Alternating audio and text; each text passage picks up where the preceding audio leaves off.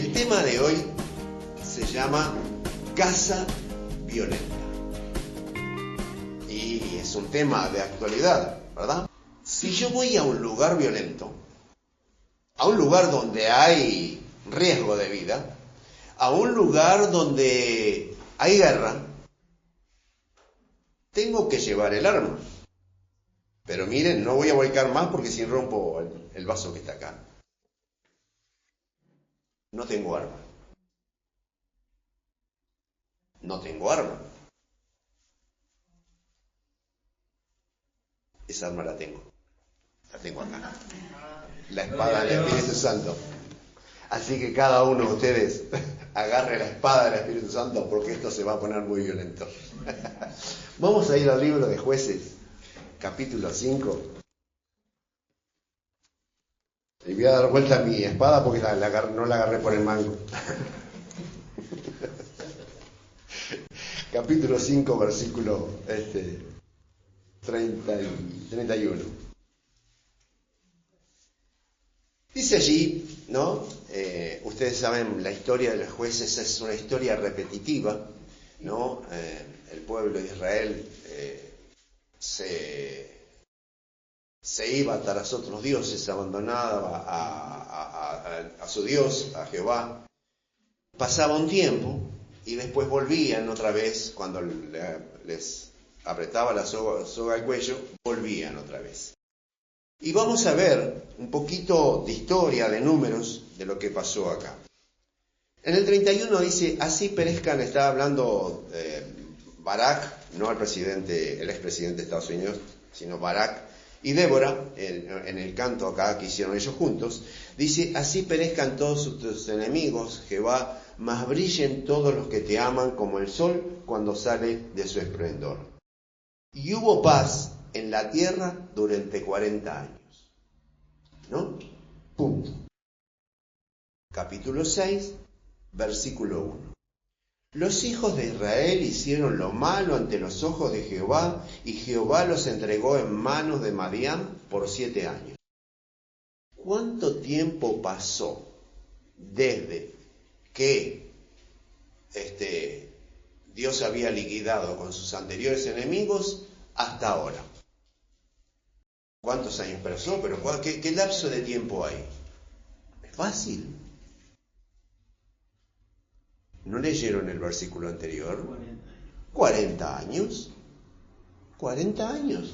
O sea, pasaron 2 generaciones hasta que el pueblo de Israel se olvidó.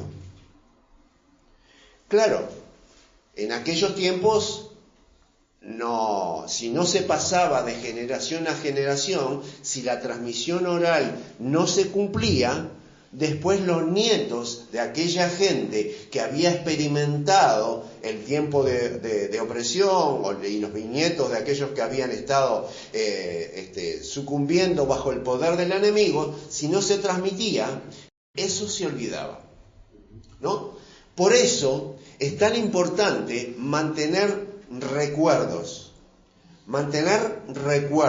no mantener rencores, que es diferente, ¿tá? Porque el recuerdo es volver a recordar, pero no a sentir necesariamente la misma emoción que se sintió. O sea, si hoy hablamos con personas de 70 u 80 años que tuvieron oportunidad de vivir la Segunda Guerra Mundial, ninguno de ellos va a recomendar una Tercera Guerra Mundial, especialmente los que pasaron necesidad. Y voy a contar una anécdota. Hoy va a ser con unas cuantas anécdotas, va a estar enriquecido en ese aspecto. Hay un compañero que me impactó, hoy volvió a Italia, porque él había nacido allá, pero durante la Segunda Guerra Mundial sus padres emigraron a tiempo de allá. Y él hoy tiene 70 y pico de años. Sus padres emigraron y él recuerda venir en el barco con sus padres pasando necesidad porque no tenían para un pasaje de primera, y traer, entre otras cosas, una bolsa de arpillera con una pala de dientes, con azada, con herramientas de trabajo, porque eran gente de campo.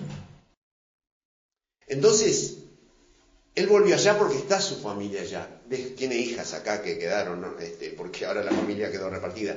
Pero si tuviéramos oportunidad de hablar con él o de hablar con sus padres, que lamentablemente no viven, sin duda que no quieren vivir esa experiencia, que inclusive quizás muchos de los que me escuchen hoy están viviendo la situación de que han tenido que emigrar por una situación económica o de violencia de sus propios países. Y todos conocemos, y hoy no tenemos presente, pero a veces nos acompañan aquí cubanos. Y hoy no están, pero tuvieron que emigrar por la situación del país. Vamos a un comercio y nos encontramos con dominicanos. Llegué a encontrarme con haitianos, venezolanos ni que hablar. ¿tá? O sea, cuando hay una situación de crisis, no solamente queda la gente que lo sufre, sino la gente que emigra, familias que se separan. Muy bien, los hijos de Israel, vuelvo a la parte de la Biblia, los hijos de Israel hicieron lo malo ante los ojos de Jehová, y Jehová los entregó en manos de Madián por 7 años. Recuerden esto. Como la mano de Madián los oprimía cada vez más, los hijos de Israel, por temor a los madianitas, se hicieron cuevas en los montes, cavernas y lugares fortificados. Ustedes capaz que les llama esto la atención, pero si ustedes escuchan, ven algún documental, se interesan en algunas noticias, actualmente hay personas de mucho poder económico que se ha hecho este tipo de cosas: cuevas en los montes, cavernas y lugares fortificados. Es inclusive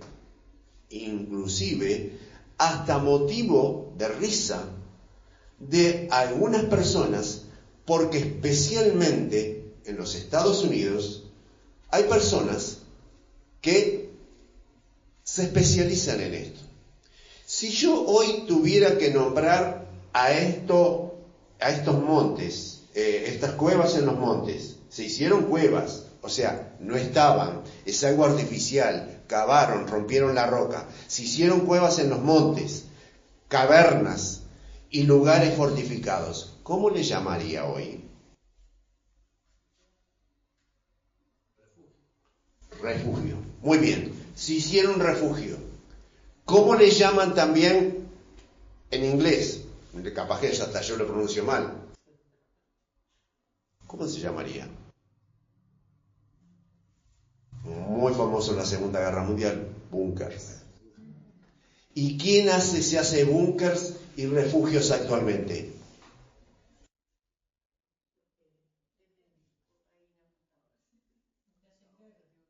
Bien, acá lo que escuché, Gabriela. Entre otros, los que hacen el mal. Pero ustedes sepan que Zuckerberg, no sé si lo pronuncio bien, pero el dueño de Meta, el Facebook y todas esas empresas de las redes sociales, tiene búnkers, tiene refugios.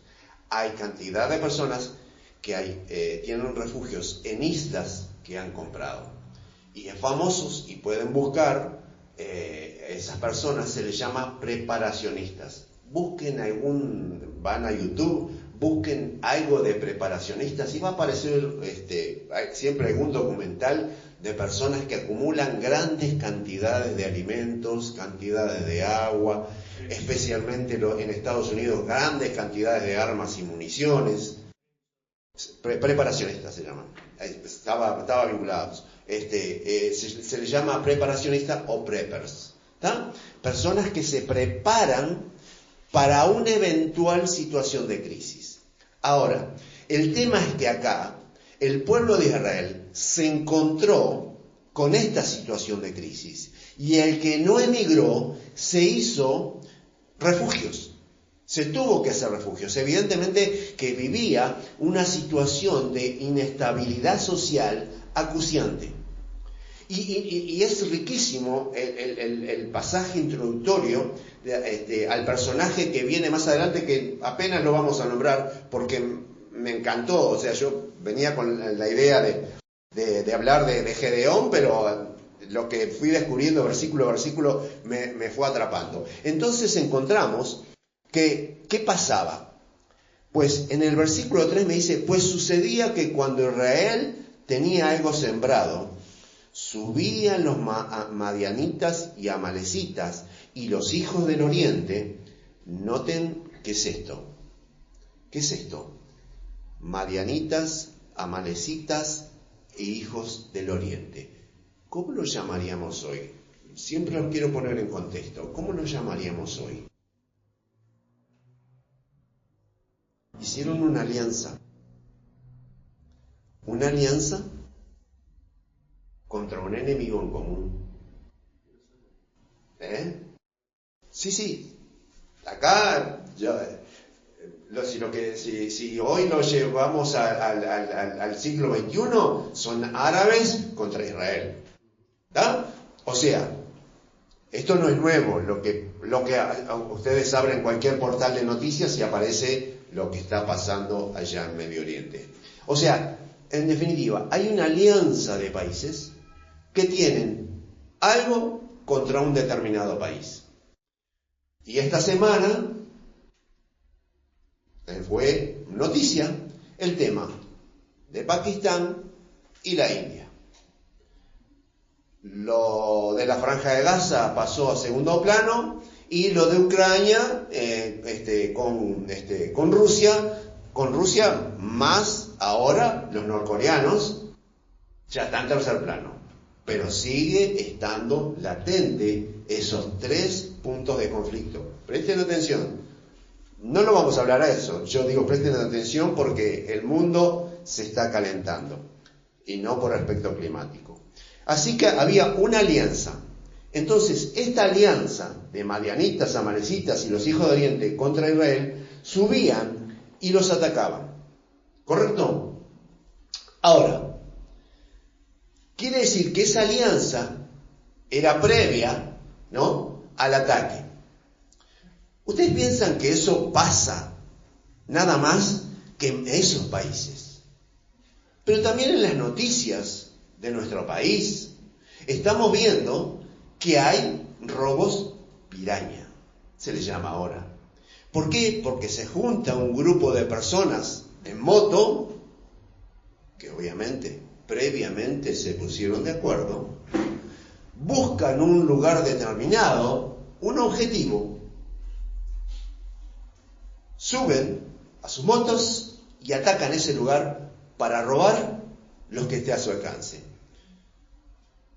Perfumes, etcétera, etcétera, lo que encuentren a mano.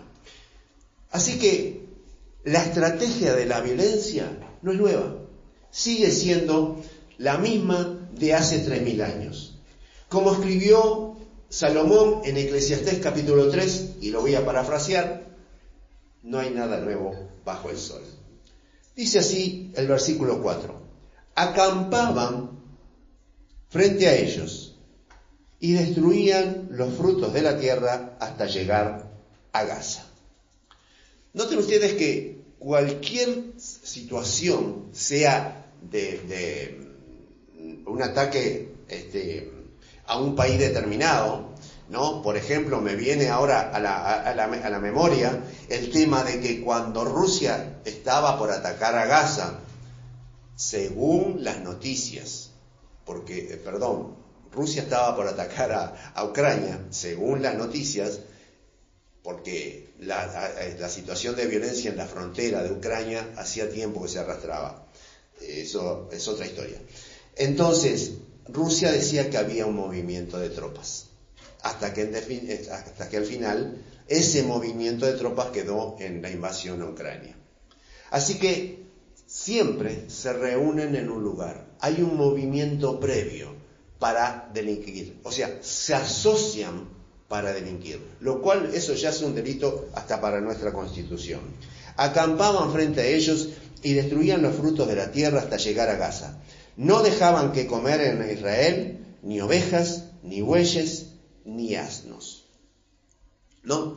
Ahora, ustedes imaginen que entran en su casa, ahora alguien o algunos saltan el cerco, el tejido, los muros y se les roban hasta la comida del perro, hasta la comida del gato. No solo que le vacían la heladera y le revuelven todo, se le llevan el dinero, sino que lo dejan sin nada para comer, ni siquiera a sus propios animales. Ustedes dicen, no puede ser. Pues sí puede ser. Ayer hablaba con un pastor amigo, y que vive aquí a 12 cuadras. Tuvo que poner rejas debajo del aire acondicionado. Y yo no lo podía creer. Digo, ¿por qué? Dice, porque me robaron los caños de cobre del aire acondicionado. Y tiene muros.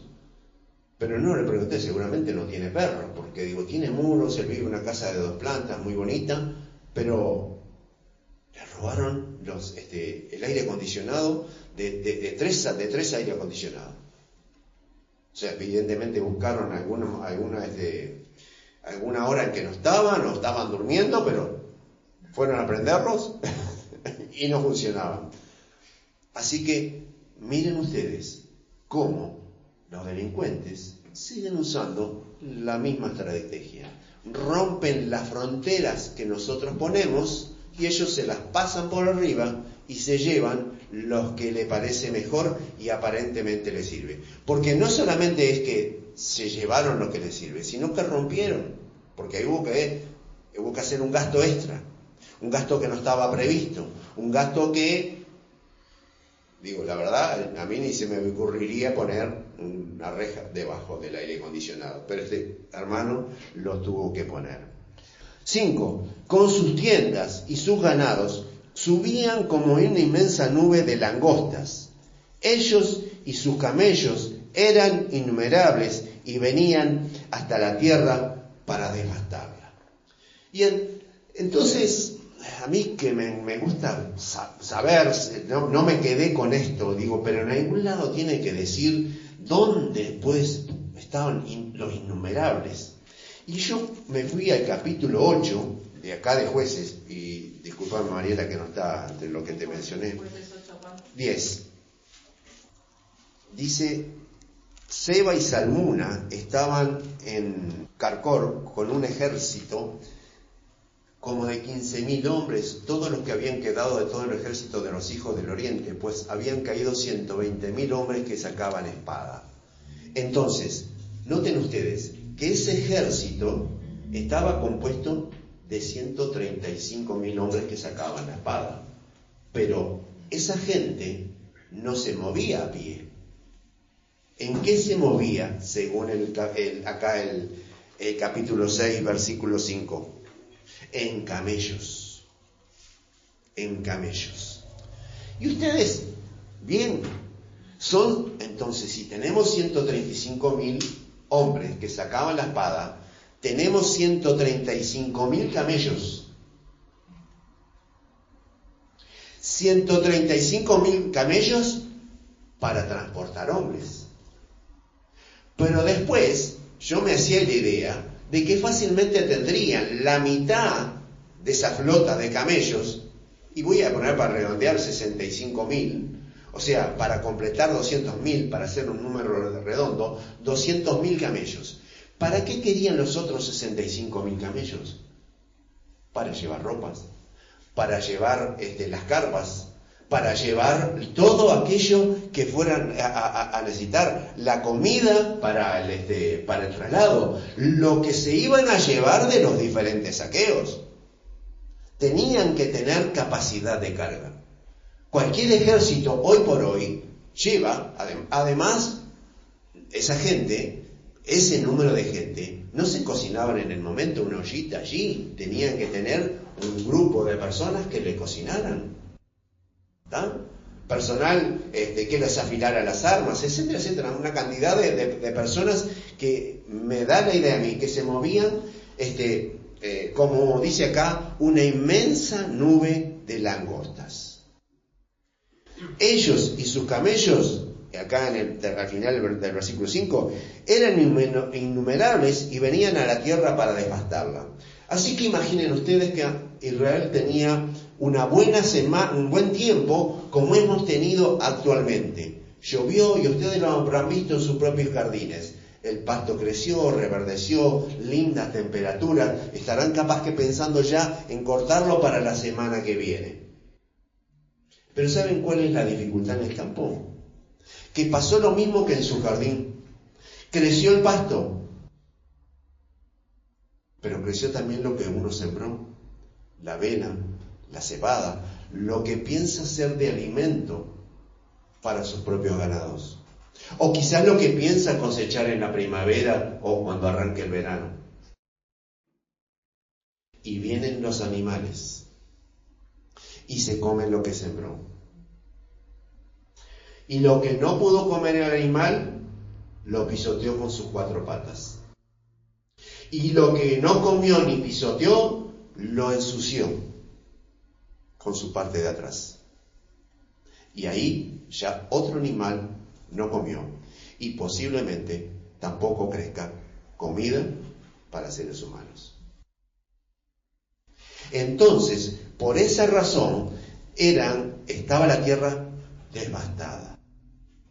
La tierra estaba devastada. Pero las personas también estaban devastadas. Porque se estaban empobreciendo. Dice acá en el versículo 6. De este modo se empobrecía Israel en gran manera por causa de Madián.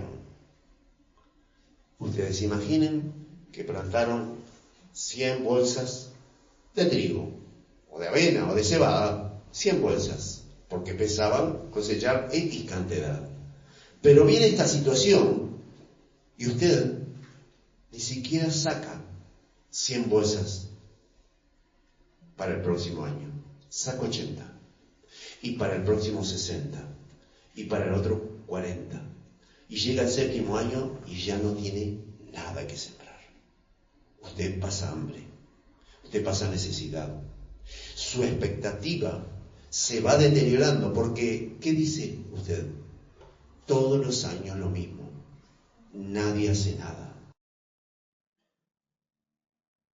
Antes era una flauta, pan para cada día.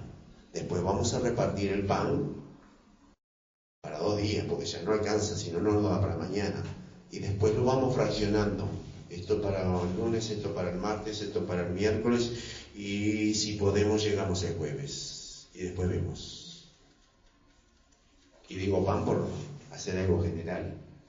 Se empobrecían. El ánimo de ellos era deprimente. No lo dice acá. Pero en una sociedad moderna, viviendo en esta situación, es muy normal los suicidios. Las personas se suicidan porque no tienen expectativas. La expectativa es cero, no hay futuro. Se están muriendo de hambre. El que puede emigró. El que tuvo ciertos recursos se metió en una cueva para esconder las cosas y vivir allí para que no lo vean. Estaban realmente mal.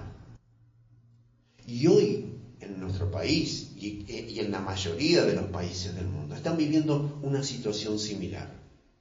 Los delincuentes se asocian para quitarle las cosas a las personas honradas. El esfuerzo de su trabajo, cuando lo están mirando, cuando lo están ya viendo, bueno, ahora sí, termino con esta cuenta y salgo a flote, viene otro, lo roba, se lo lleva.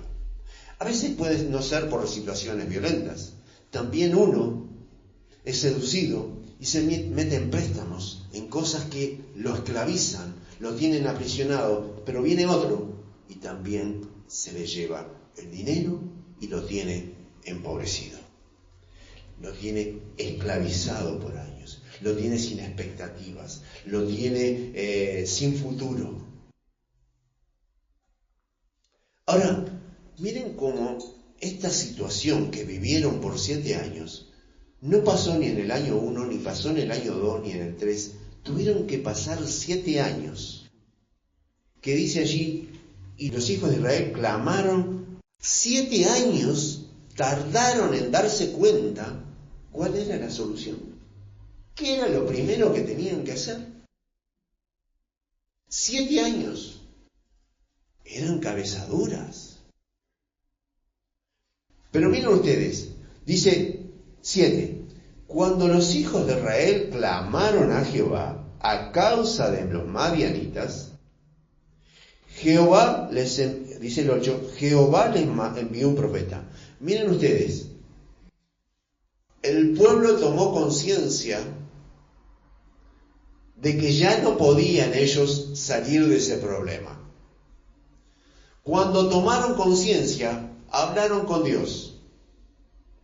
Dios los escuchó, porque dice el 8, Jehová les envió un profeta.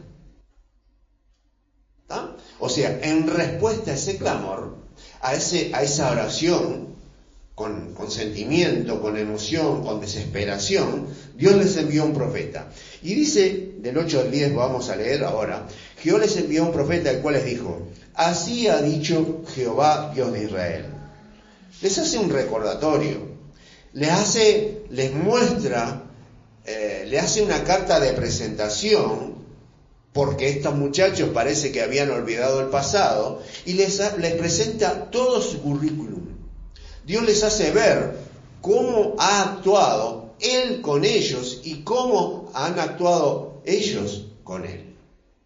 Dice, yo os hice salir de Egipto. 1. Os saqué de la casa de servidumbre. Dejaron de ser esclavos. Os libré de las manos de los egipcios y de las manos de todos los que los afligieron, a los cuales eché de delante de vosotros, no solamente por la tierra que están habitando, sino por los 40 años en el desierto, que nadie los pudo tocar, a pesar de que hubo gente que salió hasta maldecirlos y los terminó bendiciendo. Dice lo siguiente, y os di su tierra. Dios había cumplido, lo había sacado de Egipto y les dio la tierra que les había prometido. Dice el 10, también os dije, yo soy Jehová vuestro Dios, no temáis a los dioses de los amorreos en cuya tierra habitáis. Sin embargo, no habéis obedecido mi voz. Hiciste lo que quisiste. Hiciste lo que a vos te pareció bien. Hiciste lo que a vos te convino. Así te va. Y me venís a decir ahora te acordás después de 7 años que estás sufriendo las consecuencias de lo que hiciste en tu pasado. Si vos no te hubieras olvidado de mí, otra sería la historia. Pero lo que estás cosechando es lo que sembraste. Miren ustedes acá. Dios no se quedó con el rezongo, no se quedó con las manos cruzadas.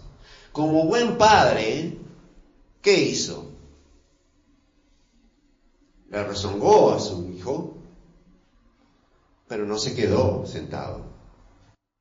Entonces vino el ángel de Jehová y se sentó debajo de la encina que está en Ofra, la cual era de Joás Abieserita. Gedeón su hijo estaba sacudiendo el trigo en el lagar para esconderlo de los madianitas. Noten ustedes que este hombre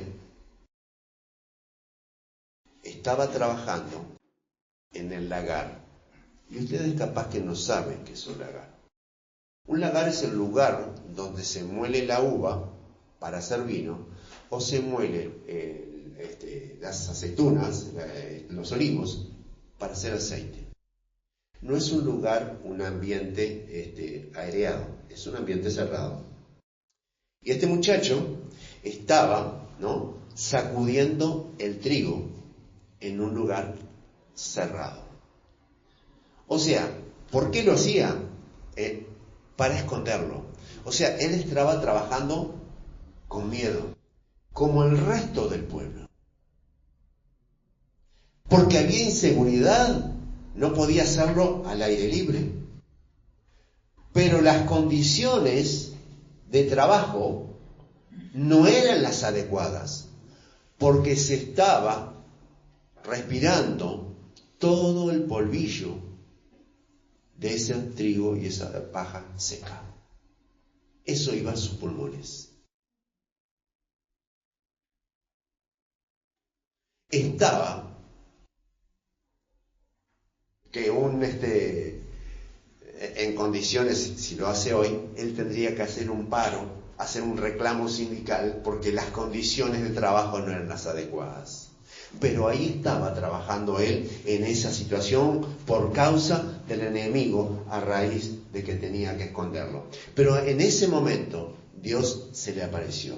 Y Dios se aparece cuando está trabajando, cuando alguien está haciendo algo. Cuidado que Dios no se aparece, no espere usted, no se siente acá a que Dios se le aparezca. A Gedeón se le apareció cuando estaba trabajando. A Moisés, que comenzamos hoy con Moisés hablando, se le apareció cuando estaba pastoreando las ovejas de su suegro. A Samuel, el gran profeta, se le apareció de noche. Usted dice, sí, estaba durmiendo. Pero si usted lee, él era el que se encargaba de todas las tareas del templo en ese tiempo. Estaba descansando de sus tareas del día. Pero muy atento, tenía el sueño liviano, que cuando sintió que lo llamaban porque estaba al servicio de Elí, el sacerdote, él inmediatamente se levantó pensando que era el sacerdote que lo llamaba y él salió corriendo a servirle. Atento, descansaba, pero atento al trabajo con que se había comprometido. Y si miramos así, siempre encontramos a la mayoría de las personas que estaban haciendo algo. Así que no se siente, no se quede a esperar que Dios lo ayude. ¿Está? Dios lo va a ayudar, pero usted esté haciendo algo, póngase en actividad.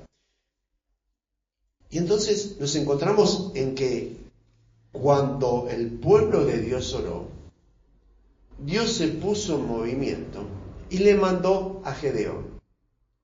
Y la historia de Gedeón después ocupa el resto del capítulo 6, el 7 y el 8.